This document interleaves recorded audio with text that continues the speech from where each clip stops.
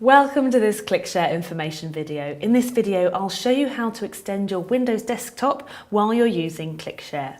There are 3 simple steps to take. When you're sharing your desktop using ClickShare, right-click on the ClickShare Sistray icon, then select Shared Desktop, then select Extended Desktop. Let me show you how. Most Windows laptops support Extended Desktop. To use this feature, hold down the Windows key and press P and select Extended Desktop. Insert a ClickShare button into your Windows laptop. A window should then open with the ClickShare application listed. Double-click on the application. When it is ready, the LED ring on the button will be steady white. Press the button to share your content. Now follow the 3 steps to run ClickShare in the Extended Desktop mode. First of all, right-click on the ClickShare icon, then select Shared Desktop, and finally select Extended Desktop.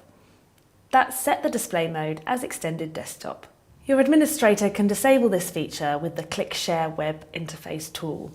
And that's how you share your Windows Extended Desktop with ClickShare.